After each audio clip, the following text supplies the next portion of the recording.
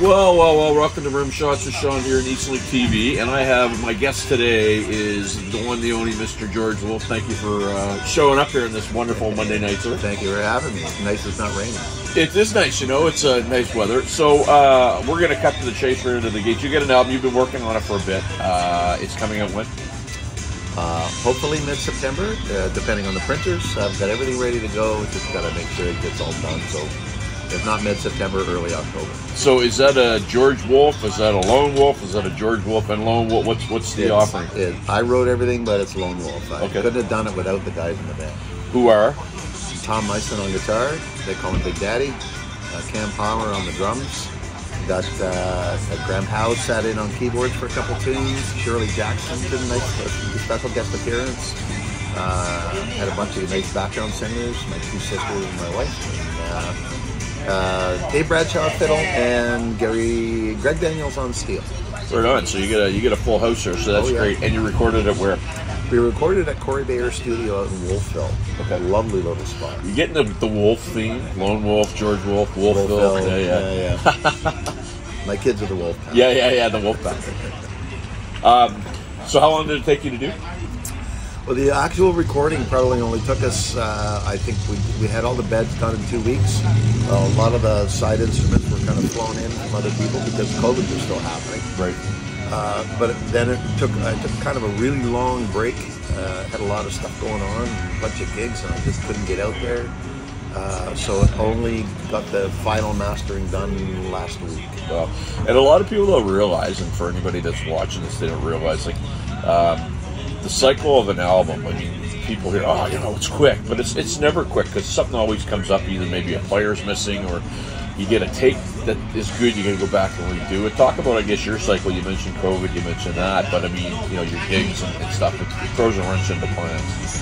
Well, that's the thing. It's a lot of times what happens is by the time you get 3/4 of the way through the album, you've written 8 more songs you wish you could put on the album.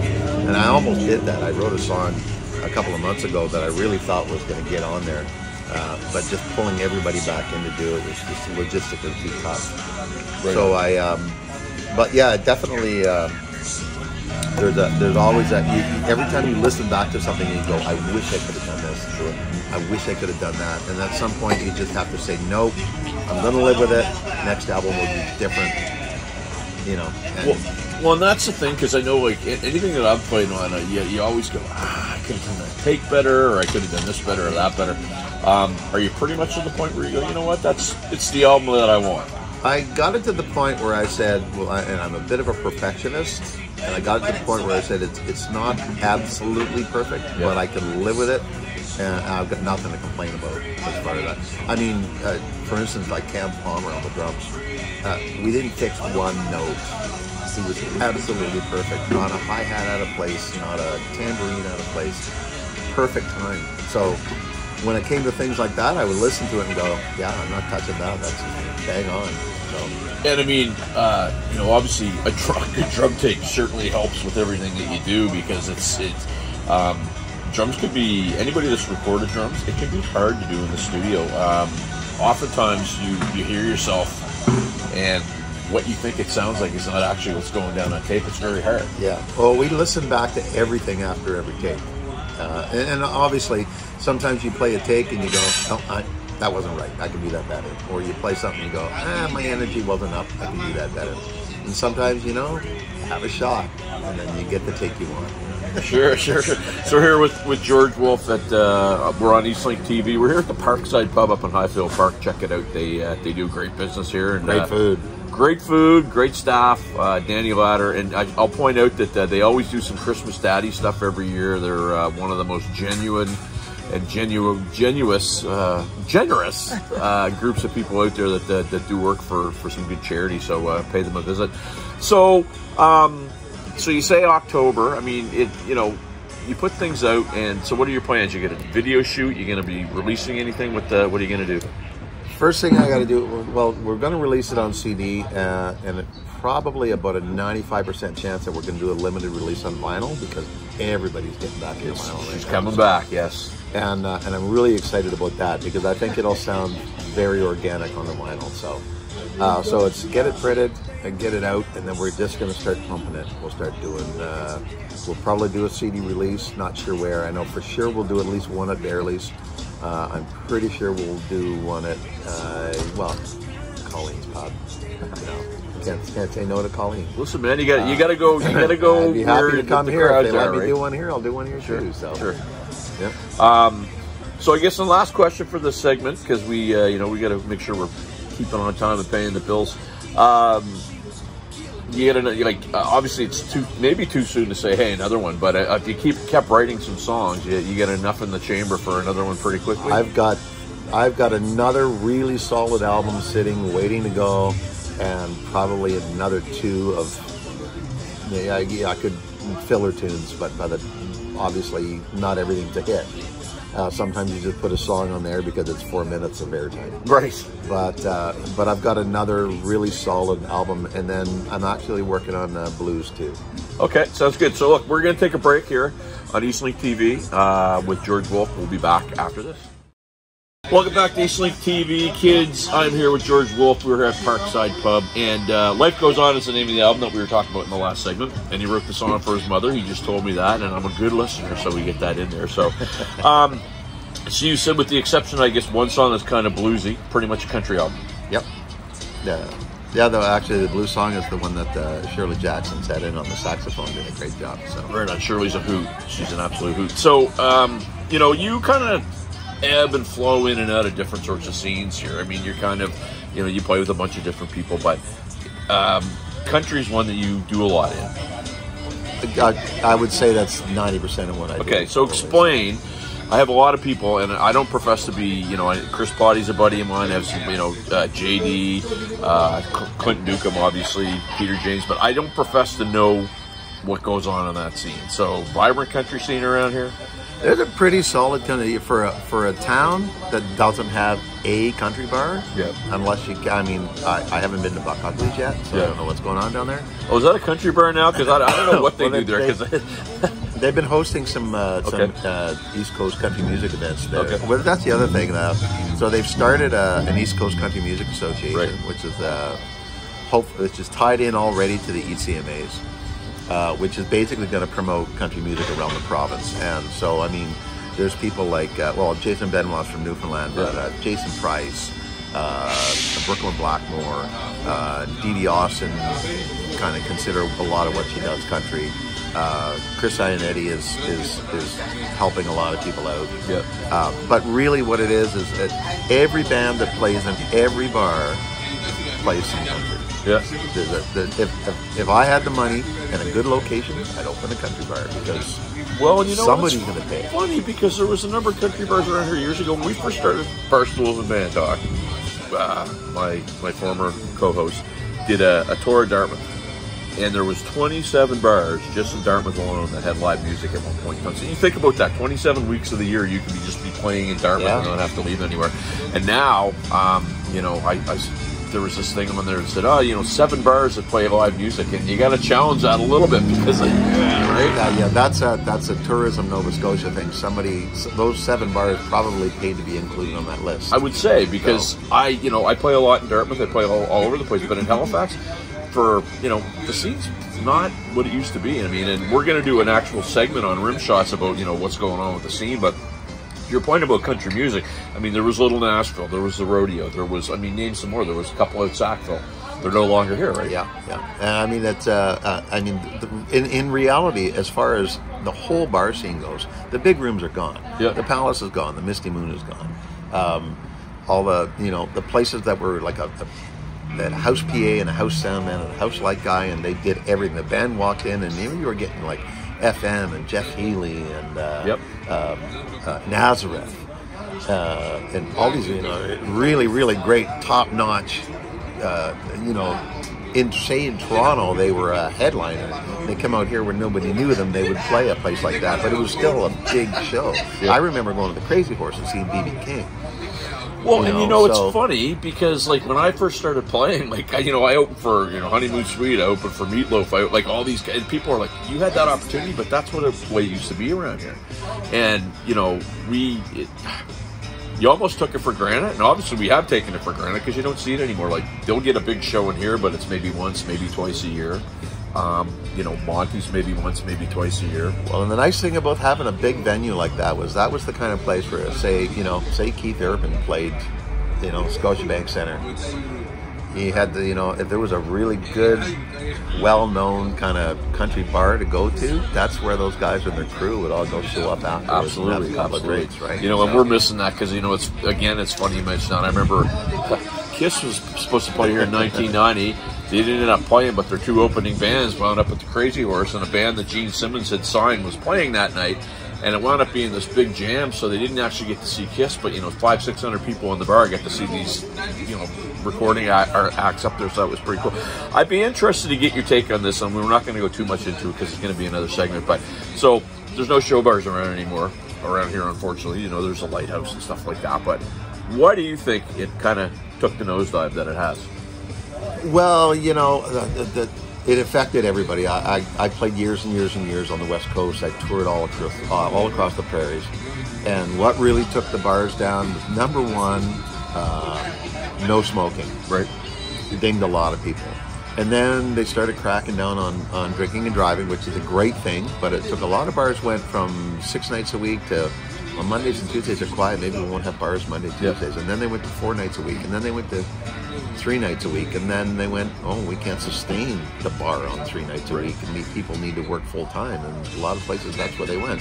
Or they turned into something else. The 3 top country bars in Edmonton are all now Korean restaurants because they took over the space, and they said, we can sustain a restaurant, sure, we can't sustain a nightclub.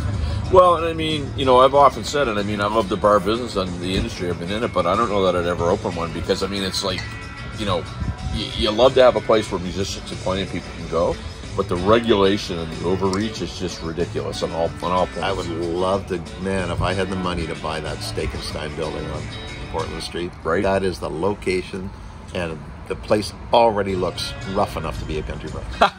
It would be. You know, and you could call it the Steak and Stein if you had to or whatever, but, you know, all you need is a couple of stagecoach wheels out there and you're off to the races. So, yeah. And that'll be a bigger segment that we're going to talk to a bunch of people about, but I think it's important to cover because a lot of people, you know, they don't realize that I had the opportunity to interview Russell Javers, that used to play with Billy Joel a couple of years ago, and he said something to me that sticks with me. When times are tough, the arts are always the first thing that's hit. It's always the thing that gets people through the most, but it's the first thing that's cut. What's your take on that? Well, and I agree with that. The one thing I did notice in COVID, because there's never been I call it the dark time. It's awful. But the one thing that really, really thrived in COVID was the COVID kitchen party on Facebook. Unbelievable. That saved so many people's mental health, them having a place that they could talk and hear music and perform and things like that. So I think that the arts thrived without the help of the government, without the help of financial assistance. Fair enough. Okay, we're going to take one more break here on Eastlink TV. We're going to be back with George Wolf. We're at the Parkside Pub in Highfield Park. Check it out. We're back after this. Welcome back, Eastlink TV. I'm Sean. This is Rimshots with Sean with George Wolf. We're here at the Parkside Pub in Highfield Park. So, you know, you play with a lot of different folks. I mean, you have your own band, Lone Wolf. You do your solo shows. You play with some different folks. Where do you find the time? Because you also have a day George too, right? I got a day job. Yeah. Pretty much, a lot of people have to. It's yeah. the only way to make ends meet. Mostly, I do what I can to book myself and the guys in my band. Yep. And then if I get a call from somebody else, and if I have an open date, I'll do it. I have a couple of bands that I played with for a while that I don't play with anymore. That if they call me and say, "Hey, we do a sub," I'll do it. Yep. If I'm free, you know. So I really haven't burned a lot of bridges. So it opens things up. Well, so let's talk about that, because Potty always talks about be the dude that people want to play with, be the good hang. Potty. Yeah, exactly. Potty. Anyway, you saw him on last week's or a couple weeks ago in Eastlink. What a hack. Yeah, right. You gotta anyway. We won't even talk about that, guys. This isn't the clown episode of Eastlink TV here. But what's your viewpoints in that? Because obviously you're getting calls. So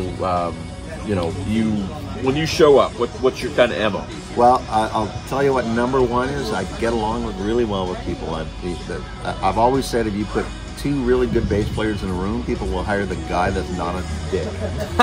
So, not a fair enough. Well, and you know, and that's saying something because everybody knows what I always joke around with bass players. But that being said, you know, and obviously being prepared and knowing your tunage and stuff is an important part. You got to be a professional. Yeah. So when you get a call, like, and I know I get calls, and sometimes you have 2-3 weeks to figure it out. Sometimes it's like, hey, what are you doing Friday? And it's like Thursday night. Do you just kind of constantly go over tunes, or is it a situation where you're kind of going to stuff where the materials? Well, I know how to write natural charts. So if somebody sends me a song with it, like, you know, I'll get a call to do a country gig with, you know, Diamondback, a great country band. They'll send me a list, and maybe there's 4 songs I don't know on it. Right. I'll go listen to them, or if I need to write a chart for them, I'll write a chart for them. And I'll show up prepared for the gig and ready to play. And I would never say to somebody, you can't do that song because I don't know. Right. That's unprofessional. Well, and it's funny. I did a filming gig with Tristan Legg. I don't know if you know Tristan or not, but it was a wedding, and we were doing it at Pier 21. And there was about 11 songs I didn't know. So when he called them, he never gave me an opportunity to say I didn't know it. It was just like into it. And I said to him afterwards, thanks very much for doing that, because I don't know if I would have pulled pin or not, but it was kind of like it did show me that I did prepare. And, you know, I guess what George is saying here, boys and girls, is be prepared, because it's, you know, you don't want to show up and, right, you don't want to blow somebody's gig because you're the weakest link in the chain. So, you know, and on that front, I mean, so you also play some guitar, so you're doing some solo shows? I play rhythm guitar. Okay. But I'm well enough to not embarrass myself. Sure. And then, you know, being a singing bass player is a very valuable commodity as well. Okay. So my, I guess I can say this, my co-peer on Eastlink TV is Darren Harvey, he's a wonderful DJ down in the Valley, and Darren has this thing. It's basically a bucket list, so I want to hit you with a couple things if I could. All right. So if you had the opportunity to play with, I guess, one superstar, and you could do a tour with them, who would it be? Oh, a living or dead? You name it. Yeah, B.B. King. B.B. King. Okay. Where is the best place that you played that isn't in Dartmouth or Halifax? Best place on Merritt Mountain Music Festival, which is in Merritt, BC. It was ranked in, I think it was Maxim magazine, ranked at the second easiest place to get laid. There you go. North America. I wonder why George likes it. Okay, so here's one that people, if they've seen George play, will know. Left-handed or right-handed? I am left-handed, strung right-handed. So we got the first time I saw George play, he was playing, and so explain what you told me why you used to play house parties and you just had to kind of make do with what was there. I learned guitar strung left-handed like this, and then I realized that if I went to play anywhere, I had to take my guitar with me all the time, and I wanted to be able to go places and play somebody else's guitar. So I flipped a righty over, and I learned to play my G chord with my thumb, and I learned to play like that, and then I could play other people's guitars. And then when I learned to play bass, I couldn't afford a left-handed bass, so I flipped a righty over, and I played that way too. And it just became natural. And actually on bass, it's an advantage, because for a guitar player, the high notes make all the money. Right. The bass player, it's the low notes that make all the money, and all the low notes are right there. Well, it's funny. I interviewed Billy Sheehan, who had moved to Nashville, and he played with David Lee Roth and Mr. Big and all these guys. And he said the hardest thing that when he went into the studio is they said, we don't make any money past the 5th fret. And there's a guy that was a tapper guy. So for you to say that is really interesting. And it's fun to watch George, man, because you're kind of like, what the heck is going on there? Favorite album of all time? Country album? You name it, man. Favorite country album of all time is Will the Circle Be Unbroken, with Nitty Gritty Dirt Band and the Carter Family and Johnny Cash and all that bunch. It is one of the best recorded albums of all time, and you have to have it on vinyl. So, and vinyl's making a comeback. We already covered that. Absolutely. And I guess, so where are you going to be playing? I guess this is going to air probably, I think we're going to be on this week, but if not, where are you going to be playing over the next, let's say, 2-3 weeks where people can check you out? Well, I've got a couple of, I'm doing this weekend is all private gigs. But then following that, I'm trying to remember where I'm at. I think on I have a gig I'm doing a solo gig at the Centennial Legion on a Friday. I hate to do this. He's gonna look at his phone, which is that's fine, man. He's a busy man here. He's a busy man. Yeah. I'm at the Ship Victory on Saturday the 9th doing the matinee. They're reopening the Ship Victory, which is so exciting. new owners, Yeah. And they're bringing music back. On September 10th, I will be at the 9 Mile Jamboree, the oldest running country jamboree in Canada. That's actually at that kind of the hall out there, correct? Yeah. 300 people. And it's a good time to give those guys a little plug. I've never been, but I've heard great things. Look, man, I want to thank you for doing this. It My pleasure. It was a lot of fun. Overdue. Maybe next time we'll get me, you, and Potty on there because that should be. You wrote our version of Seinfeld, a show about nothing, because that's kind of what's going to happen. It'll be potty mouth. Yeah. Oh, potty mouth. There you go. But thanks for tuning in to Eastlink TV here, kids. And if you can't catch us Fridays at 10 o'clock, we're on demand. Don't ever forget that. And go over to Barstools and Van Talk, hit the subscribe button, and we're going to hopefully keep some good interviews coming. So thanks a lot. We'll see you next week.